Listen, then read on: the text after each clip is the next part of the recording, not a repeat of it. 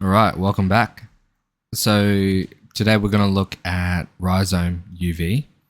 This is a dedicated UV software. Um, I decided to use this because I thought it might be a good idea for everyone to be on the same page when we're unwrapping, because other people are using different softwares. But also because sometimes it's nice just having a dedicated tool that does one thing and does that really, really well. And I think Rizom is really well known for that. Um, you can get a free student license. So you just go to their website and download it and apply for the student license, or just use the free trial. Great. So I've imported my sculpture, the low poly sculpture, into Rizom. And to do that, you just need to go to the menu bar up here on the top left. So just where it says file, open that up and just load your model here. It's best to load in an OBJ from experience because it does come in in quads. I found that FBX comes in triangulated, although that doesn't really matter in Rizom because it does handle triangulated meshes really, really well. But yeah, try to import an OBJ or export out as an OBJ and then import as an OBJ from your DCC. So when we're unwrapping, just the workflow that we want to get into is finding what our seams are, unfolding, optimizing, and then laying things out. That's kind of like the basic workflow. And in Rizom, you have that pretty much up here in your toolbar. So you have your cutting and welding, your unfolding and optimization stuff, and then over here you have your packing. Now I'm by no means a Rizom expert, so this is just going to be a quick overview on how to do some unwrapping in here. I'm fairly new to this software as well, although my limited experience with it, I really like it. But there's a lot out there that you can just take a look at on YouTube or Google, and there's a lot on their documentations as well on how to use this software. It's quite easy.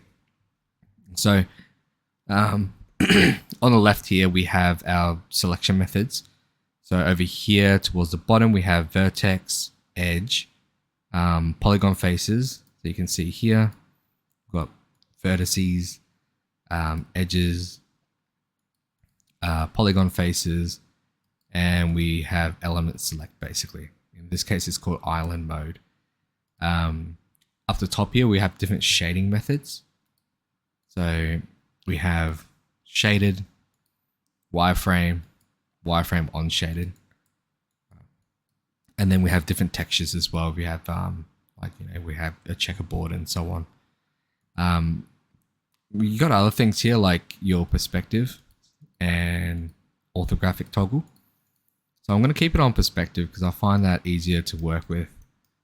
And we have other things here as well, like isolation, which the hotkey for all that is I think, or isolation.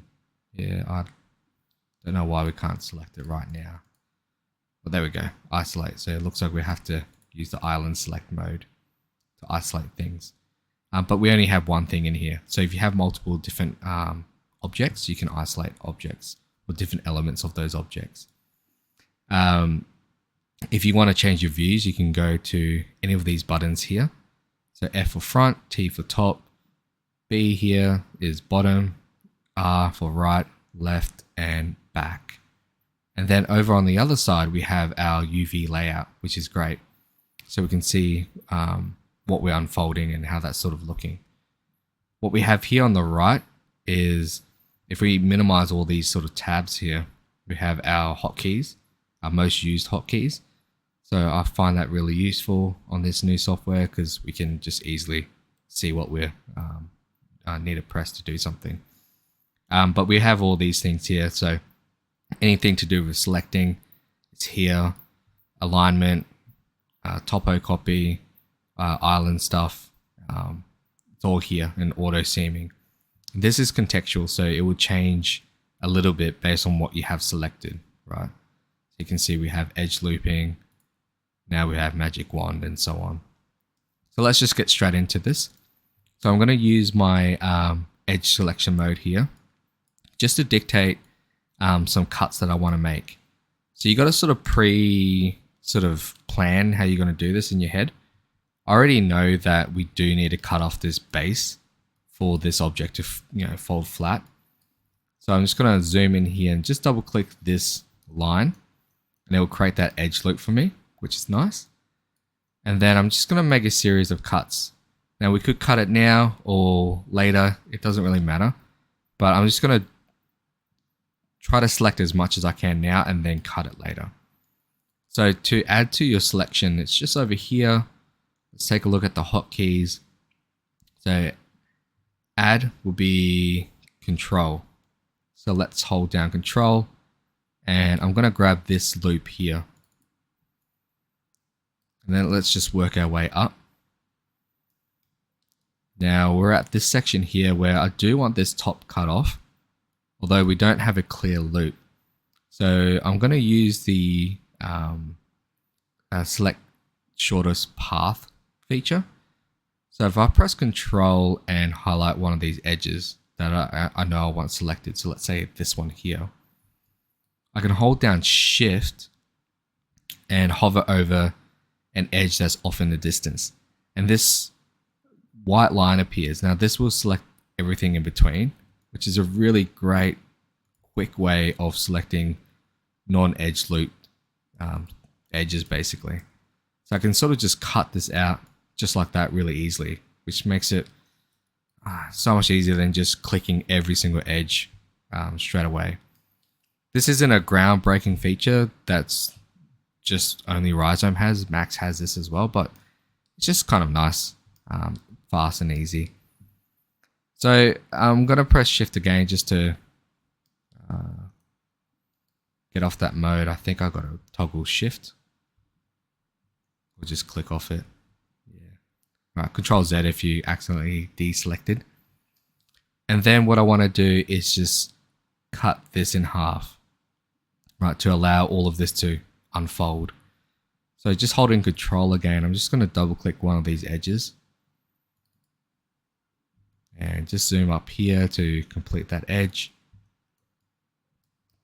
And then down here, I'm just going to cut this as well. So these are the cuts that I want. I'm pretty certain this will be fine. So what I'm going to do is just make those cuts. So up here in this panel on your toolbar, you'll see a big button here, cut. If I hover over this, you'll see that the hotkey is C. So I'm going to press this button or press C. And now these blue lines become orange, which means that these are seam lines. So these are cut. So now it's a simple process of just unfolding. So we want to unfold our UV islands. So we can go to the unwrap section and this button here where it says unfold. I'm going to press that. You can see that it's laid everything out for us straight away, which is quite nice.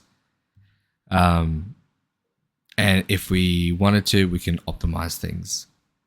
Now, if we take a look at the bottom here, we have this sort of histogram chart. And we have one side that's blue and one side that's red. So this just shows distortion. So if I just hide the checker button here and just sort of zoom in, you can see that some parts of the mesh is a little bit red and some parts are blue. Now you're always going to have some sort of distortion, but we can minimize this as much as possible. These little lines here, these little notches, are basically all the vertices in our scene. You can see they all sort of sit within the middle, which is great because that's what we want.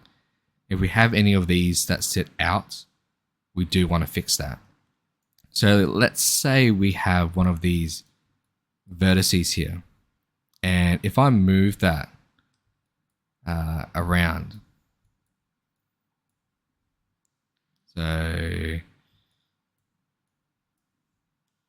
let's see, how do we move?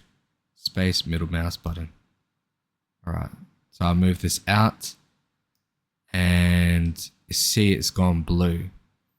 So this guy here, it's all the way, probably one of these guys. You can sometimes select them if they're in big bunches. Right. But you can see it's gone blue. So with this, you can sort of see these guys move around as I move this. So this is these vertices. Now that it's blue, what it's saying is that the surface here, the polygon face, is much larger than the polygon face in the 3D space. So if I rotate around, these are the polygon faces here that we're working with. You can see that they're much larger. And red is the opposite. So the more red they are, the smaller they are in the flat space, the UV space, than they are in the 3D space. So you can see here that these guys are much smaller. So we want to minimize that as much as possible. So we can relax this by pressing the optimize button.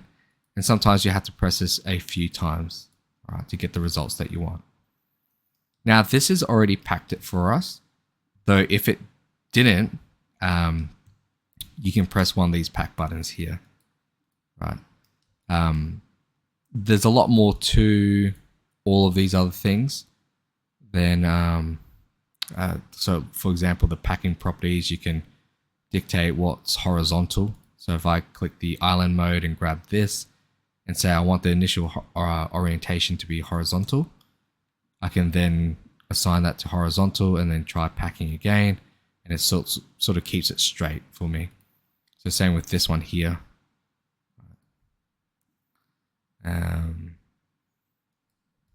So I want to try to flip that. So there is a flip button here. Let's see if I can find it. So flip. No, we don't actually want to flip that because it will make it back to front, right? We just want to rotate this, right? I think I just want to rotate that. So it's D, right click.